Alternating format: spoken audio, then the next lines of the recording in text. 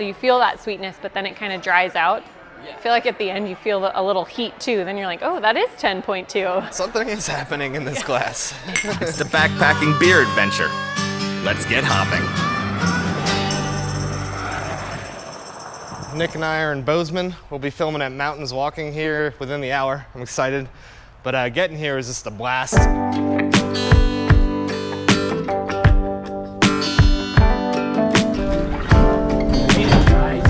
Thank you so much.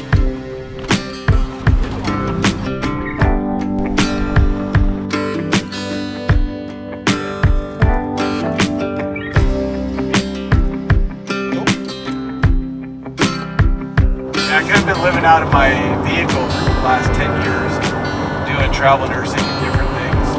Last night I was down in a pull-out in the Tetons and I cooked dinner and had a glass or half a bottle of wine and then slept there all night.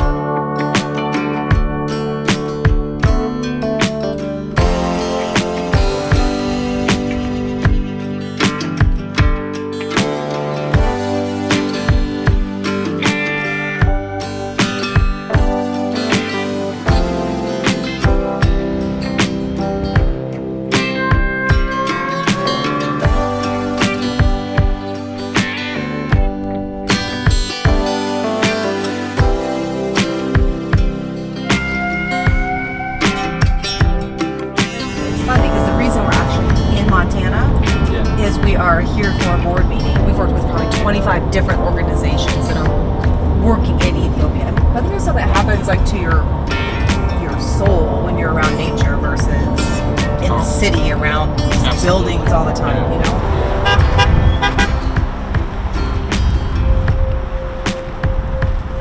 And then we got this just magic ride.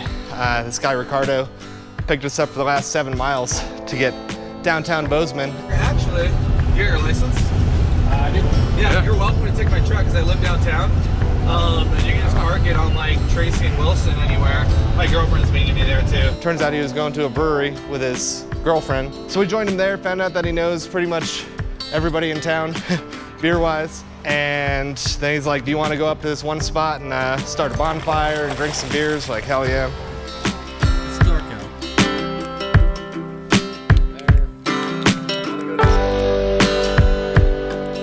I'm gonna meet up with Nick here at Mountains Walking and hopefully drink some delicious beer. So, Bozeman is a success so far. Loving it. Hi, hello. You can edit this part, right? My name's Gustav. I'm the founder of Mountains Walking Brewery. We started this project, it was just me in the beginning, but now we have 36 employees and we love to mix it up here. We have 30 different styles up front. And this is where the brewing happens back here. But to me, the brewing doesn't end until the beer is poured in the glass because everything counts. I like to think of us as yeast ranchers. So we make sure the yeast is happy and the yeast actually make the beer.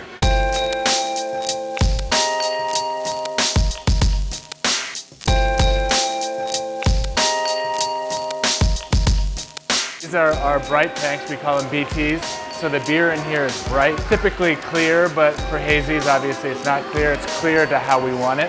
And from here we package. That's why we have them close to our canning line, and we could come in through here. We ferment our beer here. These are called FVs, fermentation vessels. We control the temperature through this control center here, up to 1 degree accuracy. Up here, this creates the fermentable product, which is not yet beer. It's TTB calls it sweet tea, so it's like you leave that to the yeast. Yeah, so then we transfer it over, and the yeast do their work over in the fermentation side. You gotta work too, man. Yeah. And we've got this little room, it's kind of cool. This guy is a copper vessel. Nice. Before microscopes, we didn't know what yeast was. We didn't know how beer was being fermented as brewers. So this process was a way to cool down the beer before heat exchangers in a way where the product had the best chance for less chance of bacterial infections. We keep those spontaneous beers in wood. So once we have 3 or 4 years of blending stock, we'll blend them and come out with it. As a brewer geek, I like to geek out. We have bourbon barrels here, so we put higher octane stouts into those. The bourbon will go in, give the high gravity stout a nice rounded bourbon flavor. So we'll be bottling these in the next few months, hopefully release them in the fall. We have 30 some beers on tap, so I designed this brewery to be really inefficient, but to try new things and to be creative, and we're good in that way. Big cooler there, that's not really sexy. Greg's real sexy, he's over there. We do probably half cans, half kegs in the US and even international. It's kind of been fun to see our beer pop up all over the world. I see Untapped and I see reviews in all these different languages, Arabic, Cyrillic, you know, Finnish or whatever, and like that part's kind of cool. I don't know what it says, but Hopefully it's good. yeah. Well, thanks for showing us around here. Go taste some beers. Yeah, cool. Thanks for pouring some beers. We got a nice little colorful array here. I spend a lot of time thinking about hops, so these hazy IPAs are such a great canvas for different hop varieties, and you can pick out all the different aspects of each type of hops. The odd thing is, 10 years ago, this type of beer would be appalling. It would just be unclear, you know. Right, it'd be a failure. Yeah, now that's what everyone wants. Yeah. I would start with our Shane beer. We brew it for the Shane Center in Livingston. They're one of our good friends in Livingston. They're a center for the arts, a nonprofit. So this beer is a Vienna lager, traditional Vienna lager, biscuity. We lager it, so the production time's 2 months. Very crushable, but also really nice malanoid and kind of roasty kind of thing going on too. Yeah, sweet one of my multi-character. favorite. Yeah. Comes through. Super clean. We like to say we make beer, but in reality the yeast makes the beer. Yeah. And we take care of the yeast, and we work with it. That's our job. And this seems like a familiar one. Is this a year-rounder? It is. It's one of our flagships. It's a West Coast IPA. I love hoppy beers. I don't particularly love bitter beers. I feel like that's a nice, crushable hoppy beer. Feels pretty well-rounded, almost like a pale ale. Not a lot of sharp bitterness, just how we like it here. And you can this one? We do. Do you can most of your beers, or just Everything here we can, but we do one-offs that we don't. Grazing Clouds, Hazy IPA, it's one of our flagships. It's our bestseller in the tasting room. And it Smells has been wonderful. since this was one of the very first beers, maybe the very first beer we brewed here. oh yeah, that is just bursting with flavor. Yeah. It's super bright. The body's just kind of pillowy. Yeah, totally. I love that adjective, pillowy. For some of It these is beers, nice. it really is the perfect Yeah. adjective. Let's go Yuki-onna. I used to live in Hokkaido, and we're brewing here now, but the idea is to collaborate with other breweries around the world and grow it as a brand that way. What's unique about this brand is we use Hokkaido rice. This is a very rice-forward IPA. Oh wow. Yeah, that's different. I like that. Some people would say less body, but I like the crispness. Yeah, it kind of starts a little pillowy and then this like skates through in this nice little sharp level. Brings the hops out in a different way. It's like a different part of my tongue. That is really unique. Yeah, is that good? I really like that. I guess next try Tin Sky, Double New England IPA, and it's kind of our dank bomb. Super danky, super tasty, great body. Oh yeah. Oh yeah. There's something almost like lemony in there as well. What kind of hops go in this? This one is heavy on the Australia Vic Secret. Really dank, really citrus. For hazies, it's hard to top that hop. It just, it showcases in the hazies really, really perfectly almost. The next one is Oni right there. Oni is a Japanese demon. This is also a rice beer, but we ramped it up. So it's like a ramped up rice beer. I like the color on that one too. Nice 10% alcohol in there. Oh yeah. Similar, right? But almost a little drier. Multiple layers too, a little fruit in there. Yeah. And these new Hokkaido ones, I steam a ton of rice and put it in there. You steam rice? Oh yeah, and I think it adds maybe some longer chain starches that maybe don't ferment out, but it gives it a little bit of a sake kind of a thing going on too. Definitely that, yeah. So have you been all over Asia? I was born in Taipei, and I grew up Taipei mostly, but also Tokyo, and I lived in Hokkaido. Spent most of my life out in Asia, mountains walking as well, kind of Eastern philosophy. I just love Hokkaido, so I wanted to have a new Hokkaido, and maybe that'll lead me back to Hokkaido someday. Yeah. What brought you to Bozeman then? My wife's Canadian. We lived in Vancouver, Canada. I really wanted to start with buying a warehouse rather than renting. I was willing to move my family out here just so we could buy this warehouse. Bozeman, I mean, wow, I feel so fortunate to be here. It's a cool town. I can't think of anywhere else I'd rather be right now. Beyond like Montana good, this is world-class beer, just like right here in Bozeman, Montana. And Well, thank you. I appreciate that. a town that some people haven't even heard of, really. Alrighty. Twisted Karma, go for it. Definitely twisted. Raspberry sour, so it's very straightforward. Kettle soured, hit it with raspberries. One layered sour, and then the raspberries I think play nice with that. Perfect amount of tartness. The sweetness is nice. And this guy is more of our kind of hypey. It's definitely the standout looker of the bunch. We put black currant and different, I don't know, we're roasting nuts, throwing cheesecake bits into stuff. Like, Oh my god. Some vanilla, or does that all come from, you actually throw a real cheesecake in there? yeah, Just we like have. hug it in Yeah. there? We throw real vanilla bean in there. You know. Nice. Yeah. The smell is decadent. I haven't even taken a sip. It just It definitely is. tastes exactly like a fruity cheesecake. Yeah. And this By is far the part of thickest beer. our dessert series called Sweets. So we say it right in the can, Sweets. This is sweet. Well, all that was awesome. Thanks for having us, showing us around, making all these great beers, and showing that Montana makes excellent beer too, because I think some people aren't sure what Montana is, to be honest. Traveling around the country, they're just like, oh, Montana, isn't it kind of beautiful? It's like, Yeah. yes, it is. But also, if you're a beer nerd, you can come somewhere like Bozeman and mountains walking and have world-class beer. Thank you. So cheers. Cheers. Thank you so much.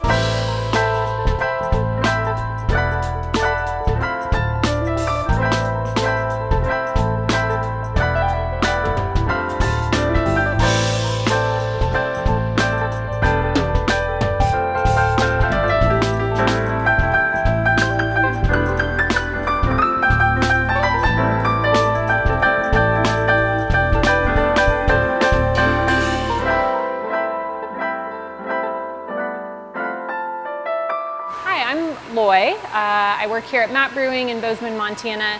I currently am an assistant brewer, but have spent time doing everything from taproom management to social media to events to our merch design and a little smattering of everything. But my current role is as a brewer. Let's go check out our brew house. We definitely have one of the larger brew systems in town. We have a 30-barrel brew house. That gives us a lot of opportunity to play around with different size batches. So we have 2 90-barrel fermenters, 4 60-barrel fermenters, and 2 30-barrel fermenters. Also have this yeast propagation tank that we can, in addition, use as kind of a tiny batch fermenter if we want to try something that's a little out of the ordinary. We run with 5 people on our production team.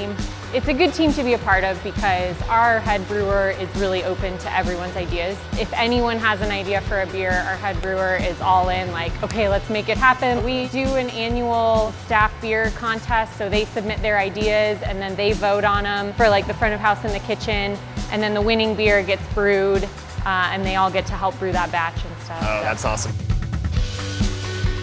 It's a lot of Tetris in cold storage. We self-distribute, which is something I think our team is really proud of. We're the largest self-distributing brewery in the state. We don't send any of our kegs to any distributors' warehouses or anything. They're all right here. That really helps us manage quality from start to finish. We're in charge of cleaning all of our own lines. We're in charge of making sure the beer gets out, stock is rotated, and we really like having that ownership over our product. We've been all around town kind of, and we've seen your beers pretty much everywhere. We had quite a few parties last night. That's the Mexican lager, right? Yeah, yep. That one's an easy one to sip on a hot summer day for sure. Oh yeah, we were playing shuffleboard at Molly Brown's. One of those nights. Oh yeah, you found the dive. Oh, we found it. I love that. Love a good dive.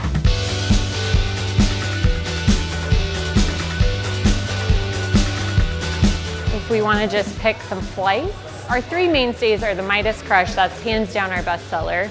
The Strange Cattle is our New England IPA, that's our other biggest seller in the party. Maybe let's do the Strange Cattle then. Okay. To show that off. Great. I thought I saw coffee beers. Yes, we have a coffee Kellerbier. Okay, definitely that one. Okay. One that's a little outside of the norm is our Imperial Rice Lager, the Hattori Hanzo. We should do that one then. It's 10.2, but since we're just having a taster, Yeah. it's afternoon. Yeah. Yeah. We're good. Sun's out. Yeah, right? All right, well, thanks for pouring some beers. Yeah. Having us. Yeah, our very light flight, but it's perfect for a warm summer day, so. Yeah, it's almost a summer solstice. Yeah, right? We're pretty close anyway. And so this is Strange Cattle, which is our Hazy IPA. It's one of our best sellers. We can this one as well, so Okay. it's a really popular beer. Find this all over the place around here. Yeah, a lot of places. Yeah, that's really nice. Yeah. Not heavy, citrusy. Good body. We just started filling our silos now with local Montana craft malt. You know, almost all of our beers are completely Montana craft malt other than some specialty grains here and there. It's amazing that we have that opportunity to do that.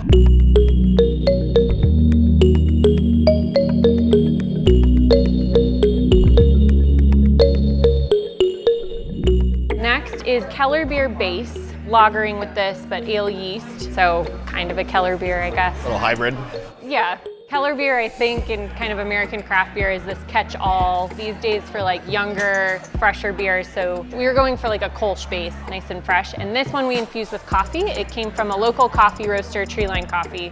Oh, we got coffee there the other day. It was pretty good on Main Street. Yeah, we love Treeline. It's got so much coffee aroma, but like, it kind of messes with you because when you look at it, you're not like, oh, a coffee beer. Yeah, that's the whole white stout trick. Totally. Yes, definitely the white stout trick. Oh yeah, that's the perfect beer for like right now. I know, to kinda right? Start the day. It's like, waking up. So Dash told me you're a level 2 Cicerone. So I'm a certified Cicerone. I'm a BJCP certified judge, working on my advanced Cicerone exam as well. So the third one that we have here, Hattori Hanzo, Imperial Rice Lager, brewed with a lot of rice, fermented with sake yeast. Oh, okay. I thought I smelled something going. I am not a sake drinker, so that's why when I tasted this, I was like, ooh, there's like this crazy fruitiness that, you know, maybe borders kind of a Belgian beer. Yeah, it almost has a cider kind of smell to it. Totally. Yeah. It's sweet, but then there's like dryness at the end. Yeah, it's 10.2, so it's got like a nice heft to it, a little bit of body. So you feel that sweetness, but then it kind of dries out. I feel like at the end you feel a little heat too. Then you're like, oh, that is 10.2. Something is happening in this glass. We made such a small batch of this that we made it in that yeast prop, just the really small 7-barrel tank. This one is definitely interesting. How long has MAP been around? So we opened in October of 2015. Certainly not the first brewery in town, but... And you've been here for most of that? Yeah, I've been here for just over 4 years. I got hired on as the taproom manager and transitioned to the back full time, so. And you're liking it? I love it, yeah. Super busy back there, but yeah, it's definitely a dream come true for sure. Okay, so our final one that we've got is our, this one is called Small Axe, and it's our Belgian single. You know, kind of that Pater's beer, the beers that the monks would keep for themselves before sending the doubles and triples and quads out the door. So yeah, Belgian table beer. I think that category has a lot of different names to it, but. Oh yeah, that's a nice one. This is my current favorite because it's got some character to it, but it's like 5.5%-ish, so. Yeah, it's not too sweet. Easy drinking. But got a little complexity to it from the Belgian yeast. Nice little edge on it. Yeah. And is this a regular in the mix? It's not, this is the first time we've ever brewed it. Oh wow, good work. Thanks for sharing all the beers, sharing your time. Yeah, of course. It's been fun. It's a beautiful place, and it's already packed. You guys have been open for what, half an hour? Yeah, so there's a few companies that are in this area. I mean, we're kind of on the edge of town, you know, but there's a few businesses. that like to come here on Fridays for lunch too.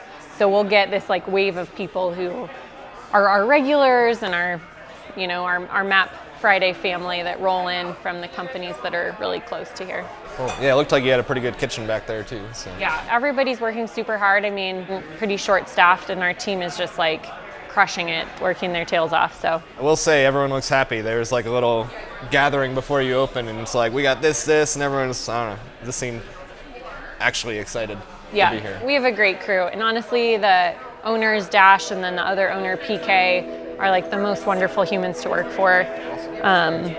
Yeah, just really great people. So, yeah. Well, thanks again. Yeah, thank you.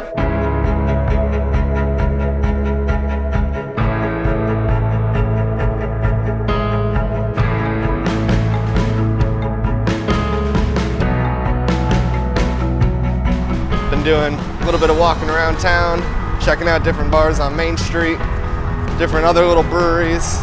It's just a great town.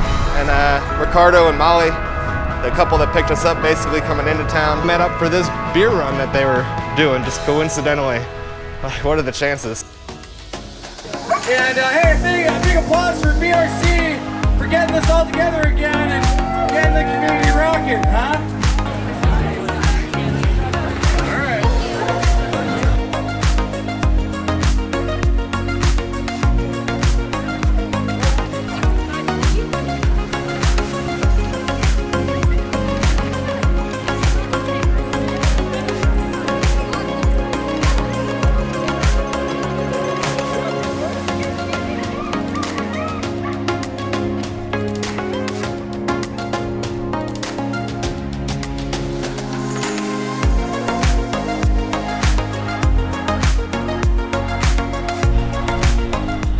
Right now we're heading to the highway. Bozeman's been fun as hell. And it's time to roll on towards Missoula, stick our thumbs out, see what happens. Let's do it. Hit up White Dog. Tell him a kid in Bozeman, Montana named Ricardo sent you. And ask for the owner. He'll give you a tour around the whole place.